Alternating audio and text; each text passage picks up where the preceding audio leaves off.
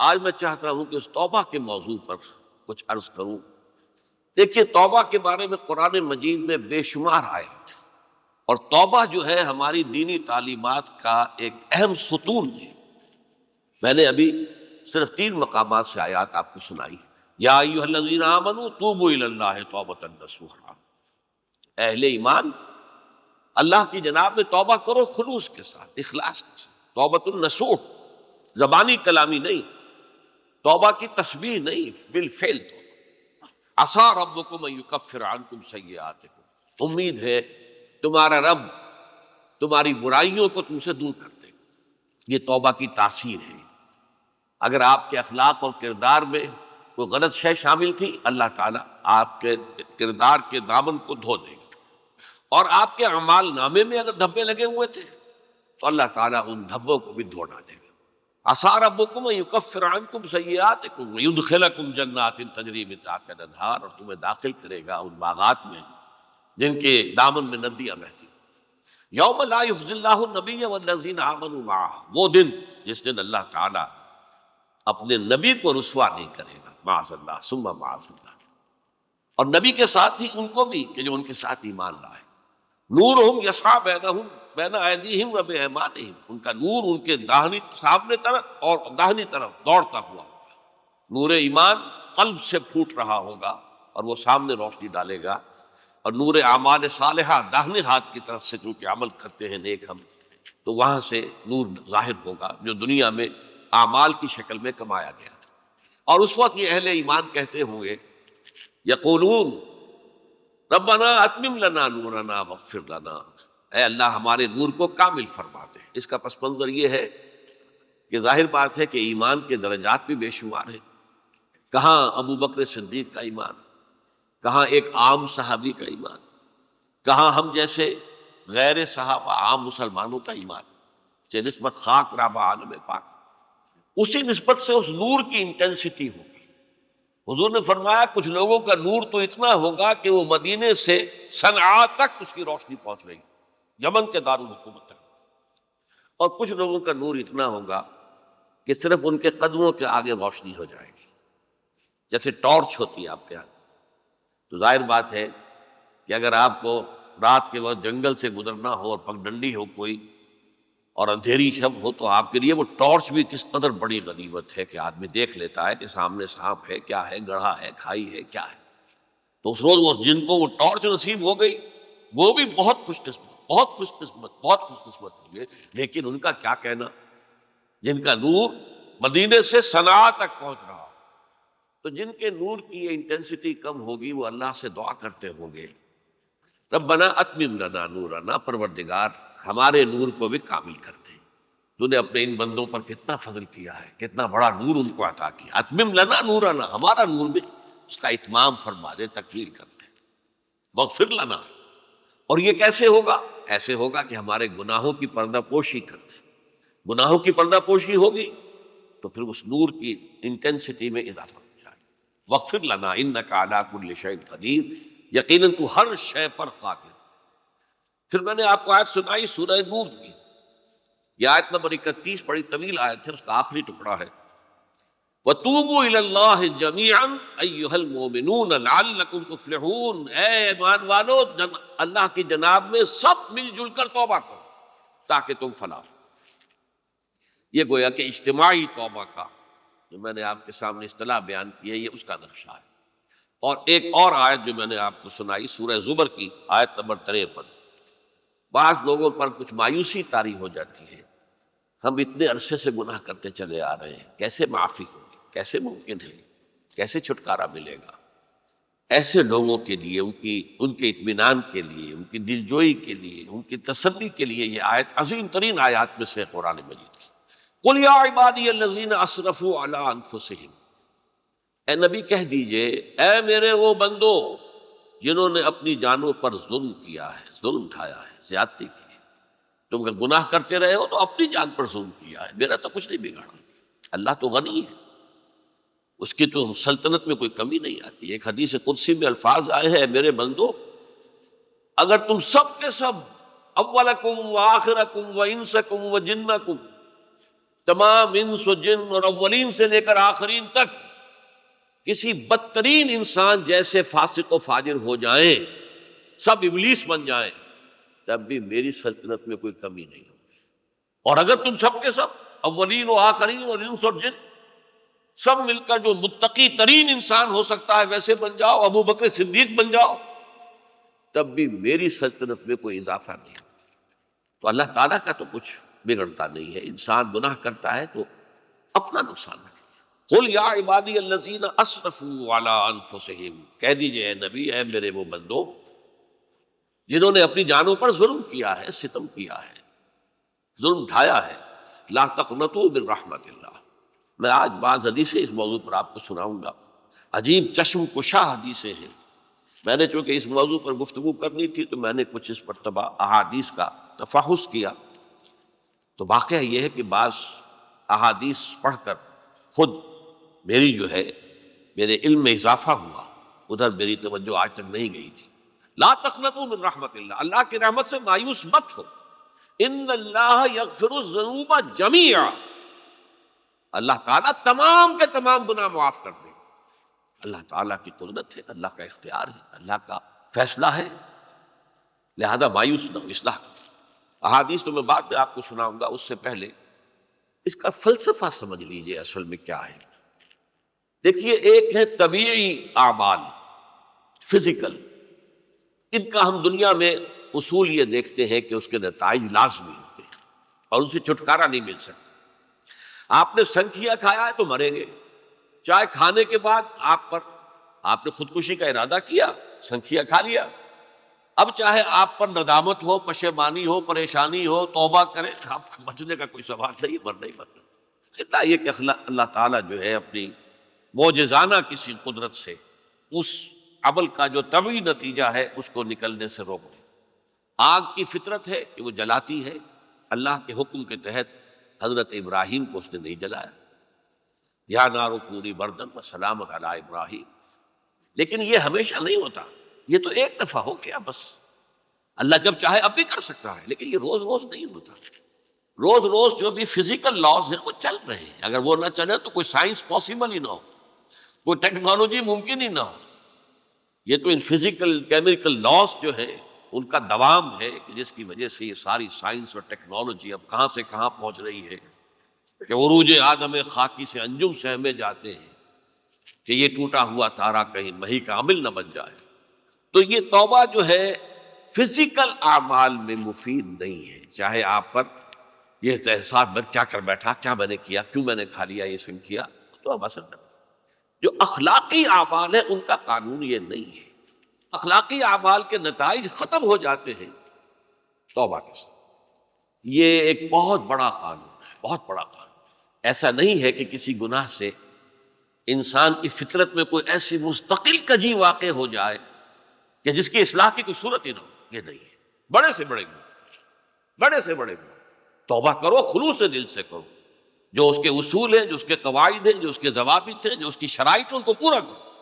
تو بڑے سے بڑے اعمال، برے سے برے اعمال، میں حدیثیں آج آپ کو سناؤں گا، حیران کو، کیونکہ عام طور پر یہی ہوتا ہے کہ مواعظ میں چونکہ لوگوں کو اصلاح کی ترغیب دلانی ہوتی ہے تو وہ جو انذار کا پہلو ہے اسے زیادہ نمایاں کیا جائے۔ اللہ کی طرف سے شدید ذو انتقام، اللہ انتقام دینے والا ہے، اللہ سزا دینے والا ہے۔ لیکن یہ دوسرا پہلو جو ہے وہ بھی اپنی جگہ پر بہت اہمیت کا حامل کہ طبیعی اعمال کے نتائج اور عواقب اور اخلاقی اعمال کے نتائج و عواقب یہ ایک جیسے نہیں ہیں۔ اب اس معاملے میں تاریخ مذاہب عالم میں جو بہت بڑی غلطی ہوئی، بہت بڑی غلطی ہوئی، بہت بڑی غلطی، تورات میں حضرت آدم اور حوا علیہ السلام سے جو غلطی اور خطا ہو گئی تھی، آپ اندازہ کیجئے کیا مقام اللہ نے عطا کیا تھا، سارے فرشتوں کو ان کے سامنے سجدہ کروا دیا تھا، اور ایک ہی حکم تو دیا تھا نا کہ اس درخت کے قریب نہ جانا، اور تو ابھی کوئی شریعت نہیں تھی، کوئی لمبے چوڑے احکام نہیں تھے، کھاؤ جہاں سے چاہو، اس ایک درخت کے پیچھے پاس نہ جانا، وَلَا تَقْرَبَا هَٰذِهِ الشَّجَرَةَ فَتَكُونَا مِنَ الظَّالِمِينَ۔ اور وہی کام کر بیٹھے حضرت آدم اور حضرت حوا علیہ السلام۔ کتنا بڑا گناہ، کتنا بڑا گناہ، کتنا بڑا گناہ۔ لیکن قرآن نے وضاحت کر دی کہ آدم نے توبہ کی، اللہ نے معاف کر دی۔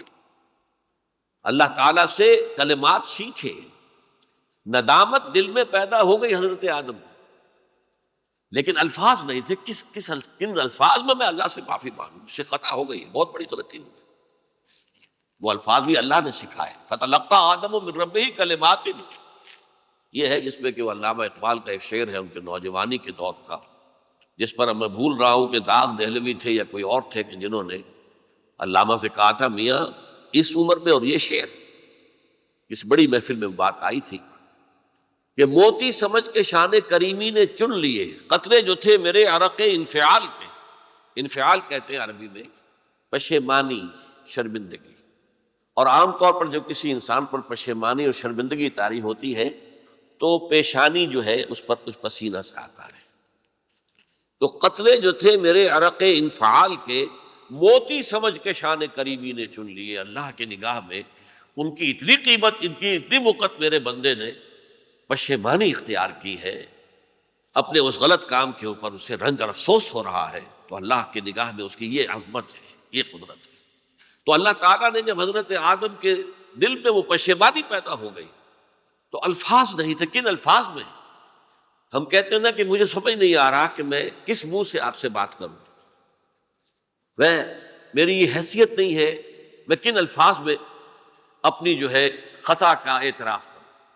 تو اللہ نے وہ کلمات خود سکھا دیے، فَتَلَقَّى آدَمُ مِن رَبِّهِ كَلِمَاتٍ فَتَابَ عَلَيْهِ إِنَّهُ هُوَ التَّوَّابُ الرَّحِيمُ۔ یہ چیز کہیں تورات جب دوبارہ مرتب ہوئی ہے تو وہ نکل گئی، اس میں رہ گئی، باقی اس میں شامل نہیں ہوئی۔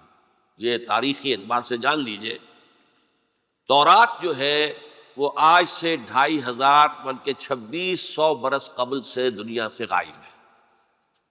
یہ تورات کا جو نسخہ تھا یروشلم میں 587 قبل مسیح میں، جب نبوکدنضر نے، شاید آج کل آپ دیکھ رہے ہوں، یہ عراق کی جنگ میں عراق کے جو خاص ڈویژنز ہیں عراقیوں کے، ریپبلکن گارڈز کے، ان میں سے ایک کا نام جو ہے وہ نبوکدنضر ڈویژن ہے، ایک کا حمورابی ڈویژن ہے۔ حمورابی جو ہے عراق کا بہت پرانا بادشاہ تھا، اور تاریخ انسانی میں سب سے پہلا قانون اس نے مرتب کیا تھا، حمورابی۔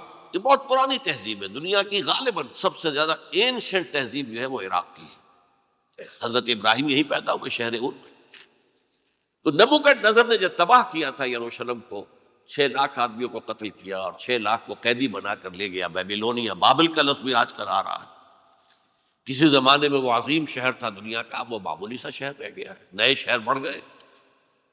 تو اس وقت سے اس نے جب یروشلم میں جو ہیکل سلیمانی حضرت سلیمان کی بنائی ہوئی مسجد تھی اس کو جب گرایا ہے، اس کے بعد سے وہیں پر وہ نسخہ رکھا ہوا تھا تورات کا، پھر دنیا میں وہ نسخہ اب نہیں ہے۔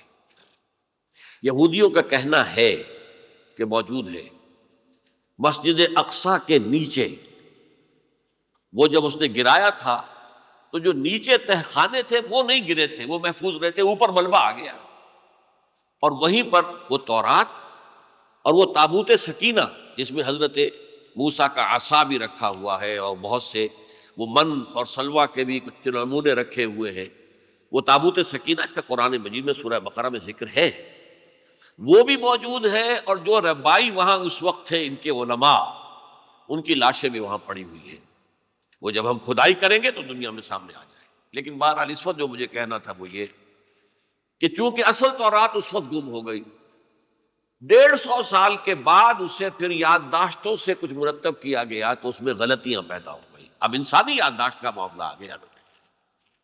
انہی میں سے ایک بڑی غلطی یہ ہوئی، اومیشن یہ ہوئی کہ حضرت آدم نے جو توبہ کی اور اللہ نے قبول فرما لیا، اس کا ذکر اس میں نہیں۔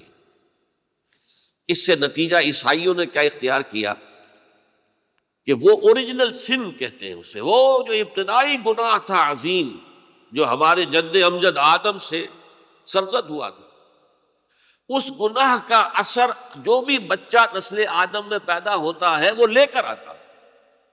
یہ زمین و آسمان کا فرق ہے۔ اسلام کے نزدیک ہر بچہ جو پیدا ہوتا ہے وہ معصوم ہے، بلکہ مسلم ہے۔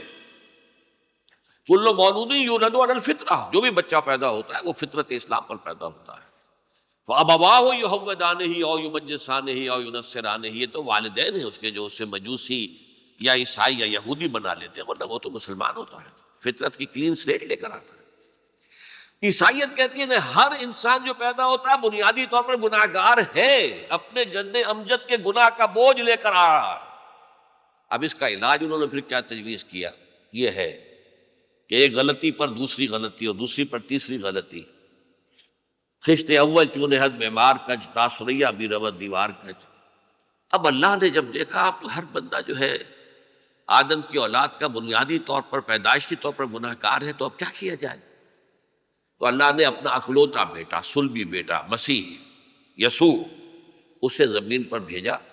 یہ الفاظ میرے ہیں کہ اسے قربانی کا بکرا بنا کر اور ان سب کی طرف سے قبول کر لیا، گناہ گاروں کی طرف سے، کہ ان کے گناہ کا کفارہ ہو جائے گا جو عیسیٰ کو مانے۔ یہ عقیدہ ہے عیسائیت کا۔ جڑ کیا ہے کہ گناہ ہو گیا تو گناہ کا اثر تو رہے گا۔ قرآن یہ کہتا نہیں، اللہ دھو دیتا ہے، تمہاری سیرت و کردار کے اوپر بھی جو داغ ہیں دھل جائیں گے، اور تمہارے نامہ اعمال میں جو دھبے ہیں وہ بھی دھل جائیں گے۔ توبہ کرو، توبوا الی اللہ توبۃ نصوحا، کرو وہ توبہ کے جو بالکل خلوص دل کے ساتھ۔ اب میں ذرا آپ کو کچھ احادیث سنانا چاہتا ہوں۔ ایک طرح کا یہ تبشیر کا پہلو ہے آج ہماری گفتگو میں کہ جو نمایاں ہوگا۔ یہ بعض احادیث تو چھوٹی چھوٹی ہیں اور یہ بہت مرتبہ میری گفتگو میں آ چکی ہیں، صرف اس وقت حوالہ دے کر گزر جاؤں گا۔ یہ ترمذی اور ابن ماجہ میں حضرت انس ابن مالک رضی اللہ تعالی عنہ سے روایت ہے، حضور نے فرمایا کل بنی آدم خطاؤن وخیر الخطائین التوابون، تمام بنی آدم خطا کار ہیں۔ خطا کار میں نہیں، بہت خطا کار ہیں، بہت خطا کار ہیں، لیکن ان خطا کاروں میں بہتر لوگ وہ ہیں کہ جو خوب توبہ کرتے ہیں۔ غلطی ہو گئی توبہ کریں۔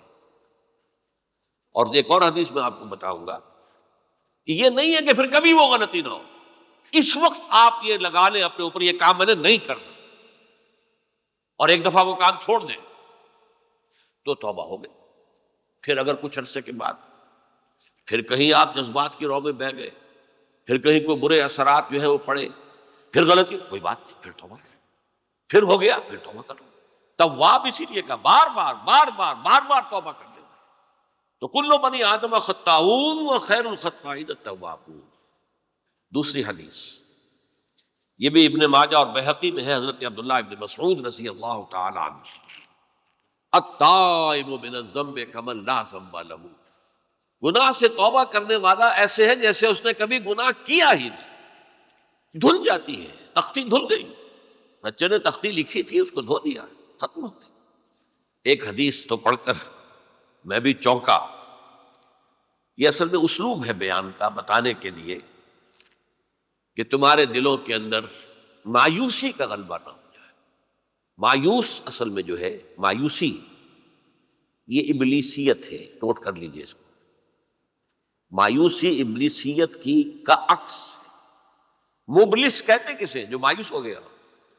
ابلیس سب سے بڑھ کر مایوس جو ہے وہ ابلیس، اسے معلوم ہے میرا چھٹکارا تو نہیں ہے، لہذا میں جتنوں کو اپنے ساتھ لے کر جہنم میں جھونک دوں، یہی میری کمائی ہے، میں نے تو بچنا نہیں۔ تو ابلیس کہتی ہے اس کو جو انتہائی مایوس، مبلس، جو رحمت خدا بندی سے مایوس ہو چکا۔ اب اس کو دور کرنے کے لیے حدیث سنیے، اور یہ حدیث مسلم شریف کی ہے، صحیحین کے اندر، حضرت ابو ہریرہ سے۔ حضور فرماتے ہیں والذی نفسی بیدہ، قسم ہے اس ذات کی جس کے ہاتھ میں میری جان ہے، لو لم تذنبوا، اگر تم لوگ گناہ نہ کرتے، لذهب اللہ بکم، تو اللہ تعالیٰ تمہیں لے جاتا کہیں اور، ولجاء بقوم یذنبون، اور پھر کسی ایسی مخلوق کو پیدا کرتا ہے جو گناہ کرتے، فیستغفروا اللہ، اور پھر وہ اللہ سے استغفار کرتے اور توبہ کرتے، فیغفر لہم، اور اللہ تعالیٰ انہیں معاف کر دیتا۔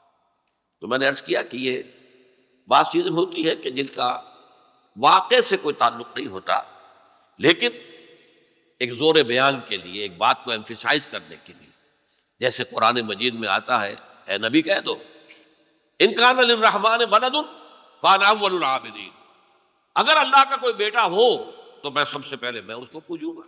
جب میں اللہ کو پوجتا ہوں تو اللہ کا اگر کوئی بیٹا ہوتا تو کیا میں اسے نہ پوچھتا؟ لیکن نہیں ہے۔ اب یہ نہیں ہے، نفی کے لیے زور دیا کہ اگر اللہ کا کوئی بیٹا ہوتا، لو کان للرحمن ولد فانا اول العابدین۔ اسی طرح یہ ہے کہ اگر انسان گناہ نہ کرتے اور گناہ کے بعد توبہ کر کے اللہ تعالیٰ کی شان غفاری کا ظہور نہ ہوتا، یعنی یہ بھی ایک عجیب فلسفے کی بات ہے، اللہ نے یہ کائنات کیوں پیدا کی؟ قرآن مجید میں اس کو براہ راست ایڈریس نہیں کیا گیا اس مسئلے کو، میرے علم کی حد تک۔ ہو سکتا ہے کہیں بہت خفی انداز میں ہو اور ابھی تک میری نگاہ سے بھی جو ہے وہ چھپا رہ گیا، ہو سکتا ہے قرآن مجید کے غامض نکات ایسے ہو سکتے ہیں۔ کوئی شخص، میں تو کہتا ہوں کہ اگر کوئی شخص کہتا ہے، میرے بارے میں ایک عالم دین نے کہہ دیا تھا کہ اسے قرآن پر بڑا عبور حاصل ہے، تو میں نے انہیں پیغام پہنچایا، جن صاحب نے مجھے ان کا یہ جملہ سنایا تھا کہ آپ نے قرآن کی توہین کی ہے۔ قرآن پر عبور کسی انسان کو نہیں۔ عبور کا مفہوم کیا ہے؟ دریا کے دو کنارے ہیں، آپ اس کنارے سے اس کنارے چلے گئے تو آپ نے عبور کیا دریا۔ قرآن کے کنارے ہیں ہی نہیں، لا پیدا کنار۔ لہذا یہ کہہ دینا کسی کے بارے میں کہ قرآن مجید، اب انہوں نے تو ایک طرح سے میری تعریف کی تھی، میرے ایک ساتھی سے جملہ کہا تھا، ان کے وہ عزیز تھے، تو گویا کہ وہ جو میری تنظیم میں تھے ان کو خوش کرنے کے لیے کہہ دیا ہو یا جو بھی ہو، ان کے دلی جذبات ہو سکتا ہے کہ میں نے کہا انہیں یہ میرا پیغام پہنچا دیجئے، آپ نے قرآن کی توہین کی ہے۔ قرآن پر عبور کس سے ہو سکتا ہے؟ نہ معلوم کتنے مقامات ہیں کہ جہاں امام راضی بھی کھڑے ہوئے ایسے نظر آتے ہیں دہشت زدہ، اعلم ان ھذا المقام مقام غامض مہیب عمیق، ہوشیار کے رہ بردم تیغست قدم رہا، ہوشیار ہو جاؤ، یہ بڑا خطرناک مقام ہے، بہت مشکل مقام ہے، اس کے تہ تک پہنچنا کسی کے لیے ممکن نہیں ہے۔ سورہ حدید کی آیت هو الاول والآخر والظاہر والباطن پر یہ الفاظ ہیں جو امام راضی نے لکھے۔ تو اس لیے میں آپ سے عرض کر رہا ہوں کہ یہ کہنے کا انداز ہے، والذی نفسی بیدہ لو لم تذنبوا، اس ہستی کی قسم جس کے ہاتھ میں میری جان ہے، اگر تم گناہ نہ کرتے، تو میں عرض کر رہا تھا تو اللہ کی شان غفاری کیسے ظاہر ہوتی؟ اللہ نے کائنات کیوں پیدا کی؟ کنت کنزا مخفیا فاحببت ان اعرف فخلقت الخلق۔ محدثین کرام اگرچہ اس حدیث کی سند کو پختہ نہیں مانتے، لیکن اکثر مفسرین نے اس کو تسلیم کیا ہے۔ علامہ آلوسی نے تسلیم کیا کہ میں ایک چھپے ہوئے خزانے کے مانند تھا۔ اب خزانہ کہیں پڑا ہے، اس کا کیا حاصل کیا ہے؟ وہ تو کہیں کھلے، کسی کے پاس جائے، کوئی اسے فائدہ اٹھائے تب تو کوئی فائدہ ہوا نہیں۔ تو کن تو کنزا مخفیا، میرے اندر طاقت تھی، قوت تھی، خلاقی تھی، میری شان ساری میرے اندر ہی اندر تھی نا۔ کن تو کنزا مخفیا فاحببت ان اعرف، تو میں نے یہ چاہا کہ مجھے پہچانا جائے۔ فخلقت الخلق، تو میں نے خلق کی تخلیق کی ہے، اب مجھے پہچانو اس کائنات کے ذریعے سے، یہ میری تخلیق ہے، آؤ دیکھو۔ ایک مصور اپنی تصویروں کی نمائش لگا، دیکھو میرے شاہکار، آؤ دیکھو، یہ میرے فن کے کمال کے نمونے، آؤ دیکھو۔ تو یہ ہے سب، دیکھو زمین آسمان، ان فی خلق السماوات والارض واختلاف اللیل والنہار والفلک التی تجری فی البحر بما ینفع الناس وما انزل اللہ من السماء من ماء فاحیا بہ الارض من بعد موتہا۔ یہ ساری آیات ہیں، غور کرو۔ اور اسی لیے انسان کو پیدا کیا جس میں یہ فیکلٹی آف اپریسیشن، اللہ کے حسن و جمال و کمال کو پہچاننے کی صلاحیت ہے۔ ورنہ ظاہر بات ہے کہ یہ جمادات کیا پہچانیں گے اللہ کو؟ پہاڑ کیا پہچانے گا اللہ کو؟ اللہ کو پہچاننے کی صلاحیت انسان میں ہے۔ تو یہ چونکہ ایک فلسفہ ہے باقاعدہ کہ اللہ نے تعالیٰ، اسی سے میں کہہ رہا ہوں اگر گناہ نہ ہوتا اور پھر توبہ نہ ہوتی اور میں اس کو معاف نہ کرتا تو میری شان غفاری کا ظہور کیسے ہوتا؟ میری شان ہے، غفار بھی ہوں، ستار بھی ہوں، اس کا ظہور کیسے ہوتا ہے؟ تو والذی نفسی بیدہ لو لم تذنبوا لذهب اللہ بکم ولجاء بقوم یذنبون فیستغفر اللہ فیغفر لهم۔ اگر تم لوگ گناہ نہ کرتے تو اللہ تمہیں ختم کر کے کوئی اور ایسی مخلوق پیدا کرتا کہ جو گناہ کرے اور پھر وہ توبہ کرے اور اللہ اسے معاف کرے۔ اسی سے ملتی جلتی ایک حدیث ہے، یہ امام احمد اور امام بہقی لائے ہیں، اور اس کے راوی حضرت علی ہے رضی اللہ تعالی عنہ۔ ان اللہ یحب العبد المؤمن المفتن التواب، اللہ تعالیٰ کو بہت محبت ہے، یحب۔ اب دیکھیے ایک طرف وہ آیات ذہن میں لائیے، اللہ تعالیٰ کن سے محبت کرتا ہے؟ واللہ یحب المحسنین، یا وہ لوگ ان اللہ یحب الذین یقاتلون فی سبیلہ صفا کانہم بنیان مرصوص، اللہ محبت کرتا ہے اپنے ان بندوں سے جو اس کی راہ میں جنگ کرتے ہیں صفے باندھ کر، گویا سیسا پلائی ہوئی دیوار ہے۔ یہ ہے مثبت کام، نیک کام، محسنین، اللہ کی راہ میں قتال کرنے والے۔ یہاں اس کے برعکس کہا جا رہا ان اللہ یحب، اللہ تعالیٰ محبت کرتا ہے اپنے اس بندے سے، العبد المومن، جو مومن ہو۔ اس کی ایک اور بڑی پیاری حدیث آئے گی، المفتن التواب، جو بہت فتنوں میں مبتلا ہو جاتا ہو اور پھر بہت توبہ کرتا ہو، مفتن التواب، لیکن ساتھ ہی پلٹتا ہو، رجوع کرتا ہو، پھر اللہ کے حضور میں حاضر ہوتا ہو، پھر معافی مانگتا ہو۔ اللہ تعالیٰ کو اپنا ایسا بندہ بہت پسند ہے۔ اب میں کچھ اور حدیثیں آپ کو سنا رہا ہوں۔ توبہ کا دروازہ دو اعتبارات سے کہا گیا ہے کہ ایک وقت آنے پر بند ہو جاتا ہے۔ ایک حدیث کے تو الفاظ میں نوٹ کر کے نہیں لایا ہوں کہ اللہ تعالیٰ نے توبہ کا ایک دروازہ اتنا چوڑا کھلا رکھا ہوا ہے کہ جس کو عبور کرنا جو ہے وہ سال ہا سال میں ممکن ہو، اور یہ بند نہیں ہوتا جب تک کہ سورج مغرب سے طلوع نہ ہو جائے۔ یہ قیامت کی جو آخری، قریب قیامت کی جو آخری نشانیاں ہیں ان میں سے وہی حدیث میں آپ کو سنا رہا ہوں، عن ابی ہریرہ رضی اللہ تعالی عنہ، اور یہ مسلم شریف کی روایت ہے، من تاب قبل ان تطلع الشمس من مغربها تاب اللہ علیہ، سورج کے مغرب سے طلوع ہونے سے قبل تک جو لوگ توبہ کریں گے اللہ تعالیٰ ان کی توبہ قبول کر لے گا۔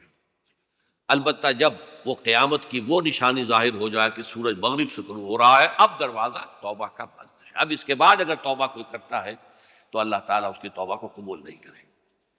یہ تو اجتماعی سطح پر ہوئی، انفرادی سطح پر۔ عن عبداللہ ابن عمر رضی اللہ تعالی عنہما عن النبی صلی اللہ علیہ وسلم قال ان اللہ عز وجل یقبل توبۃ العبد ما لم یغرغر، یہ ترمذی میں ہے حضرت عبداللہ ابن عمر رضی اللہ تعالی عنہما سے کہ اللہ تعالیٰ اپنے بندے کی توبہ قبول کرتا ہے جب تک کہ وہ جسے ہم کہتے ہیں گھنگرو نہ بولنے لگے حلق کے اندر، جبکہ نزع، عالم نزع ہو اور جان جو ہے وہ آ کر پھر یہاں اٹکتی ہے، تو اس وقت تک دروازہ کھلا ہے توبہ کا۔ لیکن جب یہ شکل ہو گئی تو دروازہ بند۔ یہ انفرادی سطح پر ہو گیا، جب آپ کے موت کے آثار اتنے واضح ہو گئے کہ اب جا رہے ہیں، اب توبہ کریں گے تو توبہ قبول نہیں ہو۔ اجتماعی سطح پر جب قیامت جو ہے اس کی وہ گھڑی آ گئی کہ سورج مغرب سے طلوع ہو گیا، اب توبہ کا دروازہ بند۔ ایک اور حدیث ہے جو میں نے بہت مرتبہ اس کا ترجمہ تو آپ کو بہت دفعہ سنایا ہے، آج میں چاہتا ہوں اس کو پورے متن کے ساتھ آپ کے سامنے رکھوں۔ یہ حضرت انس بن مالک رضی اللہ تعالیٰ عنہ سے مروی روایت ہے، جو حضور کے خادم خاص تھے، اور یہ متفق علیہ بھی ہے، یعنی بخاری میں بھی ہے، مسلم میں بھی ہے، لیکن تھوڑا سا فرق ہے الفاظ کا۔ تو جو مسلم شریف کی روایت ہے اس کے الفاظ کیا ہے؟ للہ اشد فرحا بتوبۃ عبدہ حین یتوب الیہ، جان لو اللہ تعالیٰ کو زیادہ خوشی ہوتی ہے اپنے کسی گناہ گار بندے کی توبہ سے جبکہ وہ توبہ کرتا ہے۔ کس سے زیادہ ہوتی ہے؟ اب اس کی ایک تمثیل بھی، من احدکم، ایک ایسے شخص سے بھی زیادہ بڑھ کر خوشی ہوتی ہے، کان علی راحلتہ بارض الفلات، کہ جو بہت ہی دور دراز کے اور سنسان علاقے میں سفر کر رہا تھا، فانتحرفت منہ، اس کی سواری جو ہے گم ہو گئی، وعلیہا طعامہ وشرابہ، اسی پر اس کا کھانا بھی تھا اور پانی بھی تھا، اونٹنی پر سفر کر رہا تھا، اسی پر ہوتا ہے راحلہ جو ہے راستے کا سامان، اچانک کہیں بیٹھا ہے تھوڑی دیر کے لیے سستانے کے لیے، کہیں اونگ آ گئی اور اونٹنی صاحبہ غائب ہو گئی۔ اب آنکھ کھلی اور اس نے دیکھا، فَأَيَّسَ مِنْهَا، تلاش کر کر کے مایوس ہو گیا، کہیں اونٹنی کا سراغ نہیں۔ اب ظاہر بات ہے کسی صحرا میں یہ کیفیت، اس کا مطلب کیا ہے؟ یقینی موت۔ فأتى شجرة فاستجع في ظلها وقد أيس من راحلته، تو وہ ایک درخت کے نیچے اس کے سائے میں آ کے لیٹ گیا، گویا کہ موت کی امید میں۔ فبينهما وهو كذلك إذ هو بها قائمة عنده، اس کی کہیں دوبارہ آنکھ لگی ہے، جو کھولا تو دیکھتا ہے اونٹنی تو موجود ہے، کھڑی ہے، تو وہ فوراً اس کی وہ جو رسی ہے وہ پکڑتا ہے۔ فأخذ بختامها ثم قال من شدة الفرق، اب جو اسے مسرت ہوئی اس کا آپ اندازہ کر سکتے ہیں، ایک یقینی موت کا معاملہ آ چکا تھا، اور اچانک اللہ تعالیٰ نے وہ کھوئی ہوئی اونٹنی جو ہے وہ واپس دلا دی۔ تو وہ کہنا تو یہ چاہتا تھا اللہ تو میرا رب ہے، میں تیرا بندہ ہوں، لیکن جسے ہم کہتے ہیں کہ خوشی کی انتہا فرط مسرت میں ایسی زبان لڑکھڑائی، اس نے کہا اللہم انت عبدی وانا ربک، اے اللہ تو میرا بندہ ہے، میں تیرا رب ہوں، یہ کہنا ہے۔ تو یہ کیا ہے؟ فرط مسرت جسے آپ کہیں، خوشی کی انتہا، کہ جس میں انسان جو ہے اتنی بڑی خطا کر بیٹھتا ہے۔ اللہ کو اپنے کسی گناہ گار بندے کی توبہ سے اس سے بھی زیادہ خوشی۔ اب ظاہر بات ہے کہ یہ تماثیل کس لیے ہے؟ بعض لطائف، بعض حقائق اتنے لطیف ہوتے ہیں کہ ان کو بیان نہیں کیا جا سکتا بتمام و کمال، تو مثالوں کا سہارا لیتے ہیں۔ اللہ کو کتنی خوشی ہوتی کیا سمجھے گیا؟ لہذا یہ مثال تو سمجھ میں آ گئی نا، کہ ایک لقودق صحرا میں انسان سفر کر رہا تھا، ایک ہی اونٹنی ہے، اسی پر اس کا پانی ہے، اسی پر اس کا کھانا ہے، وہ کہیں ٹھہرا ہے تھوڑی دیر کے لیے، اور اونٹنی غائب ہو گئی، اور اس کے بعد تلاش کر کے شمال مغرب جنوب ہر جگہ دیکھ لیا، اب تک کہیں اونٹنی کا سراغ نہیں۔ اب موت کے انتظار میں لیٹ گیا کہ اچانک دیکھتا ہے کہ اونٹنی موجود ہے، تو وہ اس شدت فرح میں یہ کہہ بیٹھتا ہے اللہم انت رب انت عبدی وانا ربک انا للہ و انا الیہ راجعون۔ اب دیکھیے ایک حدیث وہ آ رہی ہے، اور اس کو یوں سمجھیے، اللہ تعالیٰ نے جو انسان پیدا کیے ہیں ان کے مزاج مختلف ہیں۔ ان میں کچھ لوگ ہوتے ہیں جو قوی ہوتے ہیں ارادے کے، جو فیصلہ کر لیا ڈٹ کے۔ کچھ لوگوں میں وہ قوت ارادی اتنی مضبوط نہیں ہوتی، وہ ادھر ادھر سوچتے رہتے ہیں۔ کچھ لوگ جسمانی طور پر بہت توانا ہوتے ہیں، کچھ لوگ جسمانی طور پر پیدائشی طور پر کمزور ہوتے ہیں۔ تو اگر کوئی قوت ارادی کمزور رکھنے والا شخص ہے، وہ بھی تو اللہ کی تخلیق ہے، اللہ کا بندہ ہے، خطاؤں کا ظہور ہو جاتا، توبہ کرتا ہے، پھر کچھ عرصے کے بعد پھر خطا کا ظہور ہو جاتا، پھر توبہ کرتا، تو ہم تو یہ سمجھیں گے کہ ایک حد کے بعد پھر اس کی توبہ قبول نہیں ہونی چاہیے۔ لیکن حدیث سنیے، وعن ابی ہریرہ رضی اللہ تعالی عنہ قال قال رسول اللہ صلی اللہ علیہ وسلم ان عبدا اذنب ذنبا، یقیناً ایک بندہ جو ہے وہ ایک گناہ کرتا ہے، فقال، پھر وہ کہتا ہے رب، اے میرے پروردگار، اذنبت فاغفر لی، مجھ سے گناہ ہو گیا ہے، مجھے معاف فرما دے۔ فقال ربہ، تو پروردگار یہ کہتا ہے اعلم عبدی ان لہ ربا یغفر الذنب ویاخذ بہ، میرا یہ بندہ یہ جانتا ہے کہ اس کا ایک رب ہے جو گناہ معاف بھی کر سکتا ہے اور سزا دے بھی سکتا ہے۔ کیا مانی ہوئے؟ گناہ اس نے کیا ہے لیکن جانتا ہے اللہ کو کہ وہ معاف بھی فرما سکتا ہے، تبھی تو وہ اللہ سے معافی کی درخواست کر رہا ہے۔ اس کے اس جاننے کی بنیاد پر، اس کے اس علم کی بنیاد پر، اس کے اس ایمان کی بنیاد پر فرمایا غفرت لعبدی، میں نے اپنے بندے کو معاف کر دیا۔ ثم مکث ما شاء اللہ، پھر وقت گزرا جتنا کہ اللہ نے چاہا، ثم اذنب ذنبا، پھر اس سے گناہ ہو گئے۔ فقال رب اذنبت ذنبا فاغفر، پھر کہتا ہے پروردگار مجھ سے گناہ ہو گیا، پھر مجھے معاف فرما دے۔ فقال ربہ، اللہ فرماتا ہے عالم عبدی ان لہ ربا یغفر الذنب ویاخذ بہ، میرا بندہ ہے نا جو جانتا ہے کہ اس کا ایک رب ہے، ایمان باللہ اس کے اندر ہے، تبھی تو پکار رہا ہے، اور یہ بھی جانتا ہے کہ وہ گناہ معاف بھی کر سکتا ہے، اور چاہے تو پکڑ بھی سکتا ہے، سزا بھی دے سکتا ہے۔ تو فرمایا، اللہ تعالیٰ فرماتے ہیں میں نے فرمایا کہ میں نے معاف کر دیا۔ ثم مکث ما شاء اللہ، پھر ایک عرصہ گزرا اس کے بعد، ثم اذنب ذنبا، پھر اس نے گناہ کیا۔ قال رب اذنبت ذنبا آخر اس نے کہا پروردگار میں نے تو پھر ایک اور گناہ کر دیا، فاغفر لی، مجھے بخش دے۔ فقال اعلم عبدی ان له ربا یغفر الذنوب ویأخذ بہ، میرا بندہ جانتا ہے نا کہ اس کا ایک رب ہے جسے وہ پکار رہا ہے، کہ اور وہ جانتا ہے کہ اسے اختیار حاصل ہے کہ چاہے تو بخش دے اور چاہے تو بخش دے۔ اس کے اس علم، اس ایمان کی بنیاد پر میں نے اسے معاف کر دیا۔ ایک اور حدیث، میں نے چونکہ اس گفتگو کے لیے ان احادیث کا تفحص کیا ہے، یہ تو بہت ہیں حدیثیں، میں نے ان میں سے کچھ چنی ہیں۔ ہمارے بعض واعظ ناصح وہ بھی کسی شخص کو روکتے رہے، برائیوں سے روکتے رہے، نہیں رکتا تو کہیں غصے میں آ کے اللہ تجھے کبھی معاف نہیں کرے گا۔ یہ کتنا بڑا جرم ہے، اس کا اندازہ کیجئے اس حدیث سے۔ تم میرے بندے کو میری رحمت سے مایوس کر رہے ہیں، کتنا بڑا جرم ہے، اس کا اندازہ کیجئے۔ یہ مسلم شریف کی روایت ہے، عن جندب، حضرت جندب رضی اللہ تعالی عنہ سے، ان رسول اللہ صلی اللہ علیہ وسلم حدث، کہ اللہ کے رسول صلی اللہ علیہ وسلم نے ایک واقعہ بیان کیا، ان رجلا قال، کہ ایک شخص نے یہ کہا، واللہ لا یغفر اللہ لفلان، کہ خدا کی قسم اللہ تعالیٰ فلاں شخص کو کبھی معاف نہیں کرے گا۔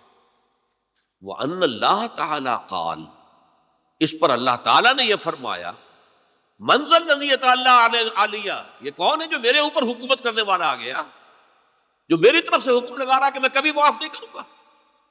مَنْ ذَا الَّذِي، کون ہے وہ شخص، الَّذِي يَتَعَالَىٰ عَلَيَّ اَنِّي لَا أَغْفِرُ لِفُلَانٍ، کہ میں فلاں شخص کو کبھی معاف نہیں کروں گا۔ قد غفرت لفلان، اس کو تو میں نے معاف کر دیا، وَأَحْبَطْتُ عَمَلَهُ، اس شخص کے تمام اعمال میں نے ضائع کر دیے کہ تم نے میرے بندے کو مایوس کیا۔ یہ ہے جرم کی انتہا۔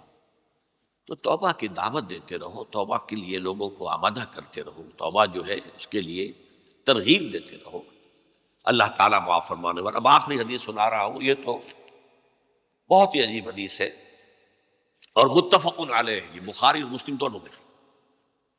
حضرت ابو سعید الخدری رضی اللہ تعالی عنہ جو ہے وہ اس کے راوی ہے۔ حضور نے فرمایا، کانا فی من کانا قبلکم رجل قتل 99 نفسا، تم سے پہلے جو امت تھی بنی اسرائیل، گویا کہ ان کا ذکر ہے، اس میں ایک آدمی ایسا تھا جس نے 99 قتل کیے تھے۔ اب آپ اندازہ کیجئے کتنا بڑا گناہ کبیرہ ہے قتل۔ قرآن مجید میں آتا ہے فَكَأَنَّمَا قَتَلَ النَّاسَ جَمِيعًا، اگر ایک انسان کو بھی ناحق قتل کر دیا گیا تو یہ ایسی ہے گویا کہ اس نے پوری نوع انسانی کو قتل کر دیا۔ اس نے 99 قتل کیے۔ فَهَلْ لَهُ مِن تَوْبَةٍ، پھر اس کے بعد یہ ہوا کہ اس کے اندر توبہ کا جذبہ پیدا ہوا۔ فَسَأَلَ عَنْ أَعْلَمِ أَهْلِ الْأَرْضِ، تو اس نے پھر سوال کیا، لوگوں سے پوچھا کہ زمین میں رہنے والوں میں کون سب سے بڑا عالم ہے۔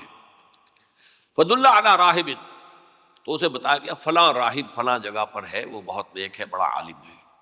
فَأَتَاهُ، وہ اس کے پاس آیا، فَقَالَ أَنَّهُ قَتَلَ 99 نَفْسًا فَهَلْ لَهُ مِن تَوْبَةٍ، انہوں نے کہا دیکھیے راہب صاحب، میں نے 99 انسان قتل کیے، اب مجھے یہ بتائیے کہ میرے لیے توبہ کا کوئی امکان ہے؟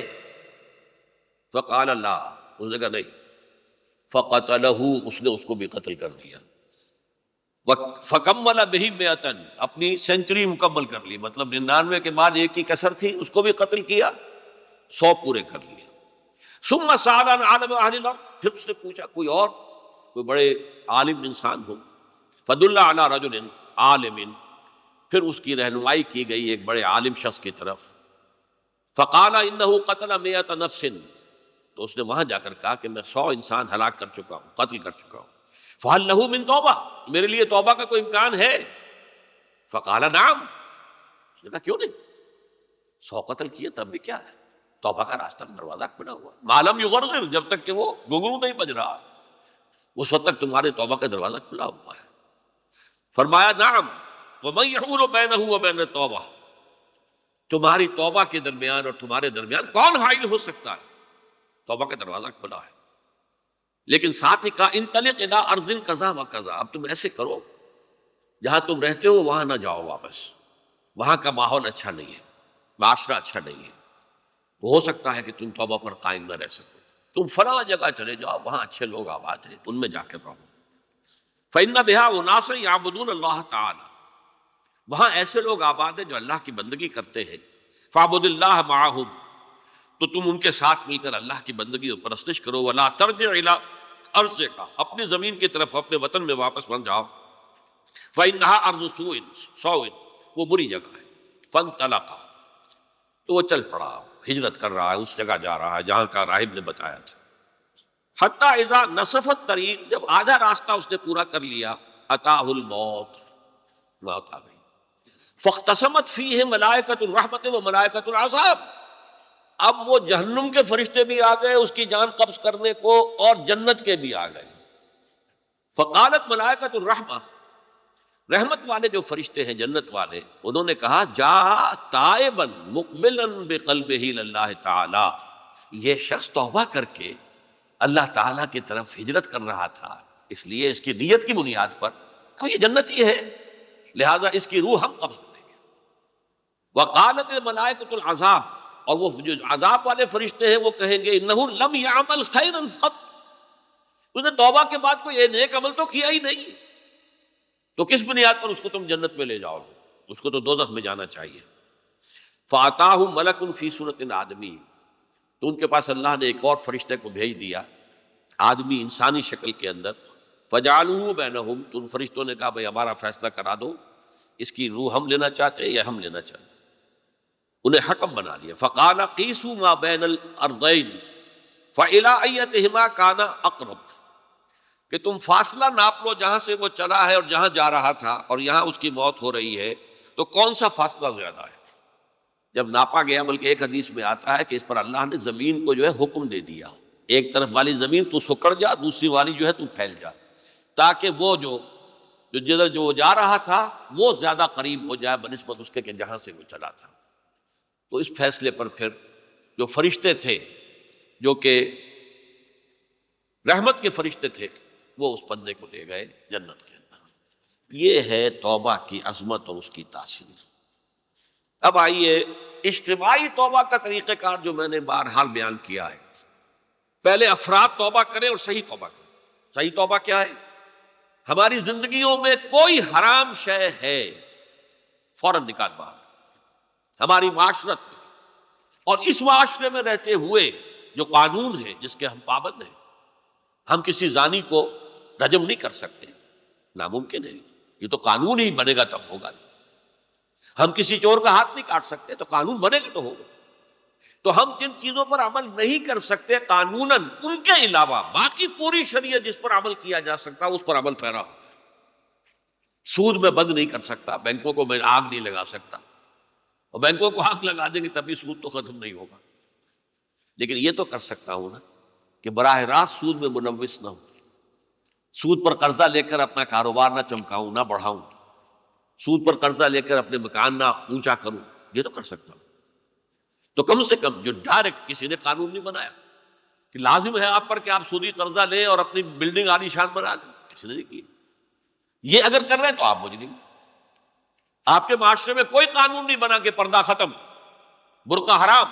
مصر یہ ترکی میں تو کر دیا گیا تھا برقع حرام. وہاں تو سر کو اوپر جو ہے ڈھانپنا جو ہے، اسکارف لینا بھی ممنوع ہے. یہاں تو نہیں ہے. پھر یہاں جنہوں نے چھوڑا ہے مجرم خود ہے.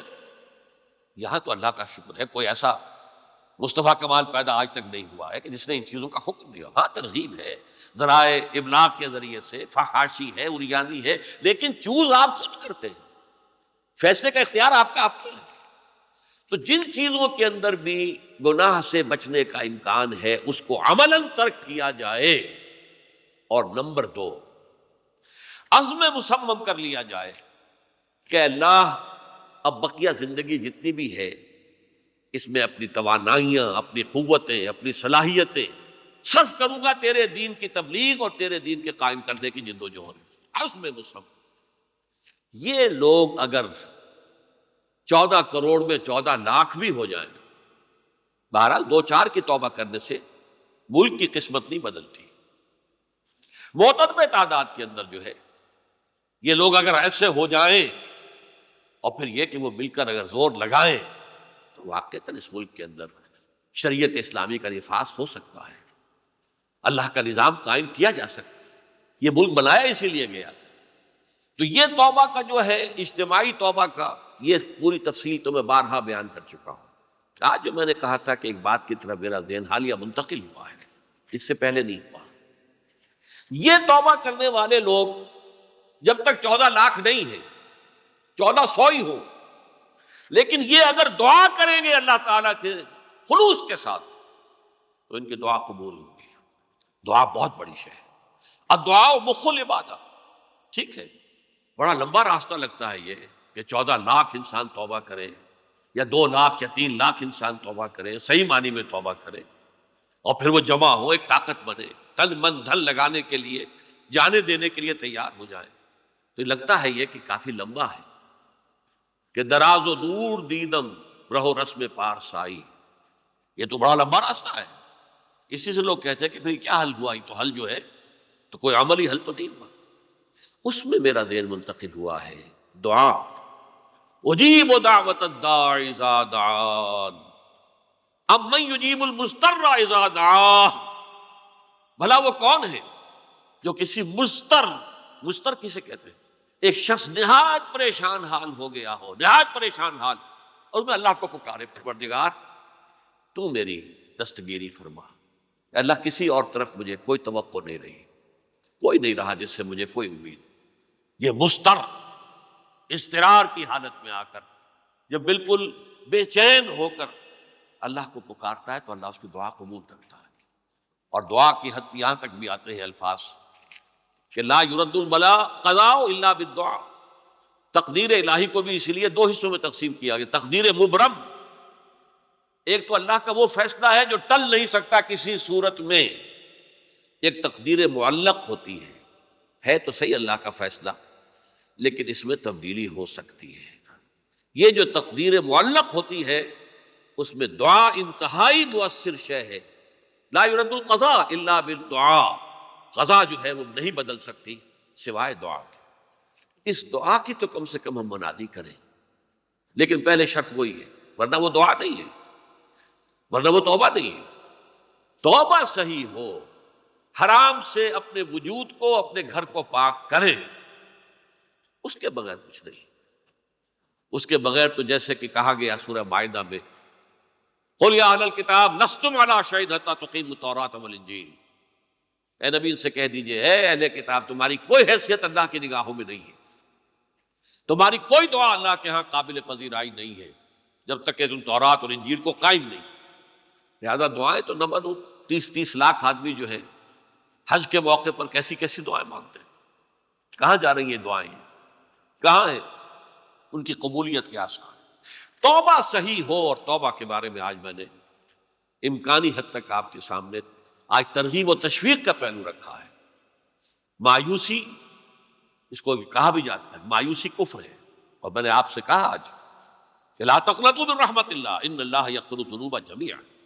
99 قتل کیے ہوں، 100 قتل کیے ہوں، تب بھی توبہ کرو گے تو اللہ توبہ قبول فرمائے گا، اور کس شان کے ساتھ قبول فرمائے گا اس حدیث کے اندر آیا، متفق علیہ حدیث، صحیح بخاری اور صحیح مسلم کے اندر ہے۔ تو اگر ہم اس توبہ کی منادی کریں نمبر 1، اور جو لوگ توبہ کریں صحیح معنی میں، ایک طرف تو وہ جد و جہد شروع کر دیں اللہ کے دین کے قائم کرنے کی جد و جہد، اس میں پیچھے نہ رہے، لیکن اس اثناء میں جو دعائیں وہ کریں گے، اللہ تو نے یہ ملک ہمیں عطا کیا تھا، ہم نے اپنے زور بازو سے اسے نہیں حاصل کیا، یہ سلطنت خدا داد پاکستان، اور اے اللہ اے خاصان رسول وقت دعا ہے، امت پہ تیری آ کیا جب وقت پڑا ہے۔ میں اپنے احساسات جو ہیں آپ کے سامنے الفاظ میں بیان نہیں کر سکتا۔ یہ جب یروشلم کی تباہی ہوئی تھی جس کا میں نے ذکر کیا ہے، 6 لاکھ انسان قتل ہوئے تھے، اور 6 لاکھ کو نبوکدنضر جو تھا وہ ہانک کر بھیڑوں بکریوں کی طرح بیبیلونیا لے گیا تھا، اس سے پہلے کتنے ہی نبی اہل کتاب کے وہ کہتے رہے تھے کہ ہوش کرو، توبہ کر لو، بلکہ ایک جگہ کے الفاظ یہ ہے، درخت کی جڑ پر کلہاڑا رکھا جا چکا ہے، اب بھی ہوش میں آ جاؤ۔ ہوش میں نہیں آئے، دنیا پرستی، جو بھی ان کے نفس پرستی جو بھی ان کے اوپر مسلط ہو چکی تھی، اس نے انہیں توبہ نہیں کرنے دی، تباہی و بربادی ہو گئی۔ آج ہماری نگاہوں کے سامنے عراق کے ساتھ کیا ہو رہا ہے، بغیر اس کے کہ کوئی جرم ہو سکے، بغیر اس کے ہم تو بڑے بڑے جرم کر چکے ہیں ان کی نگاہ میں، نان پرولیفریشن ٹریٹی جو ہے اس کے خلاف ہمارا عمل جا رہا ہے پوری دنیا کے اندر. ان کا کہ ہم اس کو ایٹمی صلاحیت کو نہیں پھیلنے دیں گے. وہ ایک خاص وقت میں افغانستان میں انہیں ہماری ضرورت تھی اپنے اصل دشمن یو ایس ایس آر اپنے مقابل کی طاقت کو ختم کرنے کے لیے. اس وقت انہوں نے اپنا منہ جو ہے پھیر لیا تھا, نہیں دیکھا تھا, اور ہمارے ہاں اللہ کی یہ رحمت آ گئی کہ ایٹمک صلاحیت بھی حاصل ہوئی. اور پوری دنیا میں شاہ عبداللہ نے کہا تھا, پرنس عبداللہ نے, کہ یہ آپ کا نہیں ہے, یہ جو نواز شریف صاحب سے جب اس کا ہم نے دھماکہ کیا ہے, یہ بم آپ کا نہیں ہے, یہ پوری امت مسلمہ کا بم ہے. کیسے یہ برداشت کر سکتے ہیں یہودی اور یہودیوں کے اعلی کار عیسائی, خاص طور پر Protestants, west white Anglo Saxon Protestants. تو سمجھ لیجئے کہ پاکستان کی جڑوں پر بھی تیشہ رکھا جا چکا. یہ میرے احساسات کی اس سے کم میں تعبیر ہو نہیں سکتی, لیکن اب بھی امکان ہے, اب بھی امکان ہے, اب بھی امکان ہے. توبہ کرو, توبہ کراؤ, مل جل کر طاقت بنو, کوشش کرو کہ یہاں اسلام کا نظام آ جائے. اور اس اسنا میں بھی دعا کرو اللہ تعالیٰ سے کہ اللہ ہمیں مہلت عطا فرما دے, ہمیں کچھ اور مہلت عطا فرما دے, اے اللہ ہمیں کچھ اور مہلت عطا فرما دے. بارک اللہ لی ولکم فی القرآن العظیم ونفعنی وإیاکم بالآیات والذکر الحکیم.